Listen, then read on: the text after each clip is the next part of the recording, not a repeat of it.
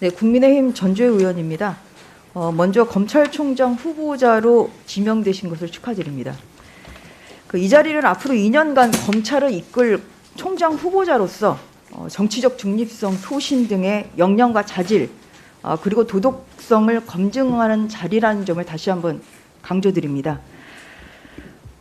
후보자는 특히 그 검찰 조사를 받는 지금 그 신분으로 검찰총장 후보에 오르는 좀 초유의 사태가 발생했습니다. 이런 점에서도 오늘 매우 엄중한 자리라는 점 다시 한번 말씀드립니다. 영상 보면서 여쭤보겠습니다. 지난 5월 10일 문재인 대통령 취임 4주년 기자회견 때 나왔던 것입니다. 으로 적합하다고 해서 임명되었을 뿐인데 그렇다는 이유로 정치적 중립을 지키지 않을 것이다 라는 것은 과도한 생각이라 생각하고요. 검찰이 정치적 중립을 지키면서 엄정하게 수사를 잘 할 것이라고 믿습니다. 그 점에 대해서 말씀드리자면 아까 원전 수사 등 여러 가지 수사를 보더라도 이제 검찰은 별로 청와대 권력을 겁내지 않는 것 같습니다.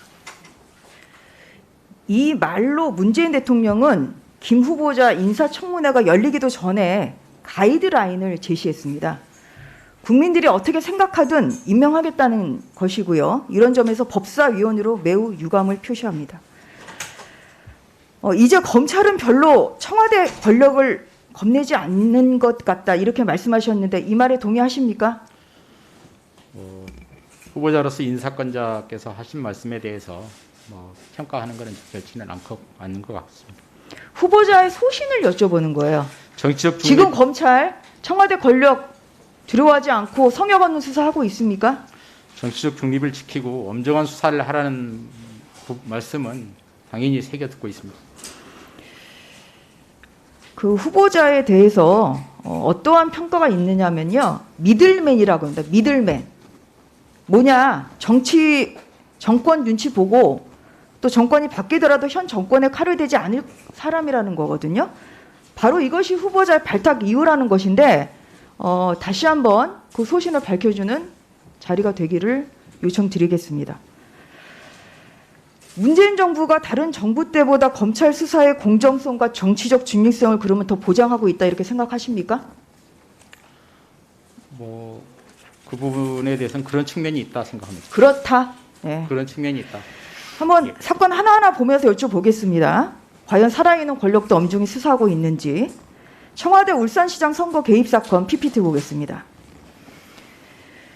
2020년 1월에 관련자 13명 불구속 기소했습니다. 1년 3개월 동안 수사가 부진하다가 이진석 국정상황실장 불구속 기소를 끝으로 수사가 마무리됐습니다. 임종석 비서실장, 또 조국 당시 민정수석, 이광철 민정비서관에 대해서 검찰은 범행에 가담했다는 강한 의구심이 든다.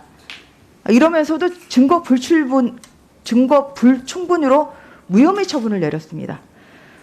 여기 보면 문재인 대통령도 역시 불기소 처분이 됐습니다. 이 불기소 처분에 대해서 4월 19일 항고장이 접수된 상태입니다. 당시 그 수사팀 좌천이 있었고요. 또 이성윤 중앙지검장 늑장 결재 등의 노골적인 수사 방해가 있었습니다. 후보자는 이 수사 국민들의 의혹 없이 성역 없는 수사 제대로 했다 이렇게 평가하십니까? 현재 재판하고 수사가 진행 중이어서 제가 구체적으로 말씀드리기는 어렵습니다만 전임 총장께서 정말 성역 없는 수사를 했다는 사실은 공지의 사실 아닌가 생각하고 있습니다. 네, 성역 없는 수사. 그러면 후보자께 또 하나 여쭤볼게요. 이것을 지금 후보자는 성역 없는 수사를 했다고 평가하시는데 국민들의 시각은 그렇지 않습니다. 오히려 후보자가 자신에 대한 부정적 시각을 해소할 첫 단추가 바로 청와대의 울산시장 선거 개입 사건 전면 재수사다. 어떻게 생각하십니까?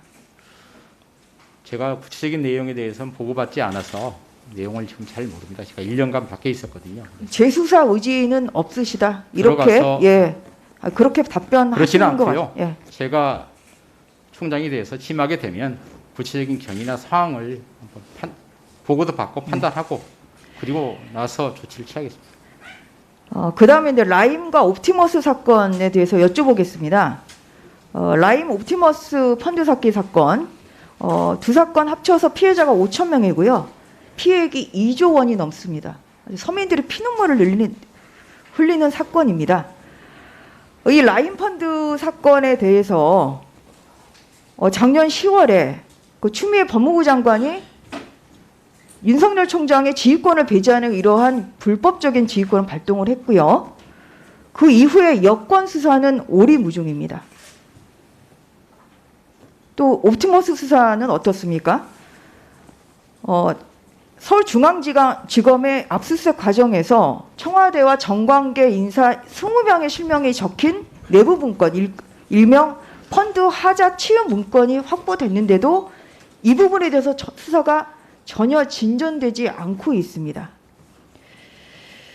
지금 그 후보자께서 이 라임 사건, 옵티머스 사건 공정한 수사 지금 검찰에서 잘하고 있다 이렇게 평가하십니까? 제가 구체적인 내용에 대해서 지금 보고받지 않은 상황입니다. 그래서 그 평가하는 것이 적절치는 않은 것 같습니다. 이거는 그러면 지금 이 PPT에 나오는 것처럼 앞에 것들 다시 한번 볼게요. 예. 보니까 그 변호사 시절에 라임 사건을 2건 그리고 옵티머스 사건 2건 수임하셨던데 이것 때문에 그러시는 거예요? 이것 때문에 지금 여기서 소신 밝히기가 어려우십니까? 존경하는 의원님 말씀 잘 듣고 있습니다만 라임이나 옵티머스 그 운영하는 판매 사기 피의자들에 대해서는 일체 그 운영 피의자들에 대해서는 사기 피의자들에 대해서는 일체 그 변론을 하거나 관여한 사실이 없습니다. 변론하거나 관여하진 않았고 그럼 선임계만 냈다 지금 그 얘기 하시는 거예요? 그 얘기가 아니지 않습니까? 그게 지금? 아니고요. 예. 변호사를 하게 되면 의뢰인이 잠깐만요. 있는 거지 지금 않습니까? 그 후보자님 네. 이 사건 본인이 이 사건을 수임했는지 여부를 떠나서 공정한 수사를 했다고 평가하느냐 지금 그거를 여쭤보는 거예요. 지금 구체적인 사건에 대한 수사 재판이 진행 중이고요. 예. 제가 구체적인 내용에 대해서는 보고를 받지 못했습니다. 예, 그러면 그래서 그 다음 보면서 여쭤보겠습니다. 이 라임 사건 같은 경우에는 지금 보면 그 후보자가 2018년 6월에 법무부 장관 취임을 했고요. 그리고 작년 2월에 남부지검에서 이 라임 사건 수사 착수를 했습니다. 작년 3월, 4월에 관련 압수수색이 있었고요. 당시 법무부 차관으로 이 보고 받으셨습니까? 법무부 내부에 조금 그 보고 체계가요. 그러니까 받으셨어요? 안 받으셨어요? 보고 받지 않았습니다. 보고받지 않았어요?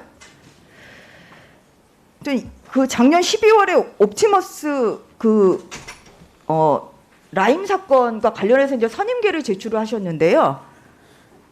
이 선임계 제출하신 이후에 검찰청에 찾아가서 구두 변론한다거나 아니면 변호사법에 보면 그 비밀 유지 의무가 있습니다. 그래서 변론 활동이나 내용에 대해서는 그 당사 의뢰인들의 그 사생활과 명예가 있고요. 또 제가 속했던 법인의 영업 비밀입니다. 또 다른 한편으로는 어떤 식으로든 제가 후보자이기 때문에 사건에 영향을 미칠 수 있지 않겠습니까? 그래서 자세한 내용에 대해서는 말씀드리기가 어렵다는 말씀 전제로 드립니다.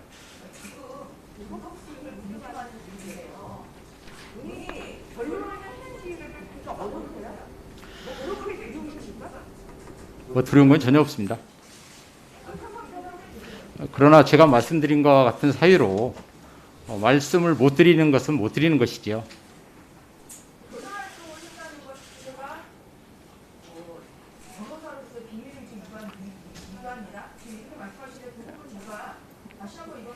네. 그러시죠. 저는 그렇게 생각하고 있습니다. 예. 예. 정리해 주십시오. 예.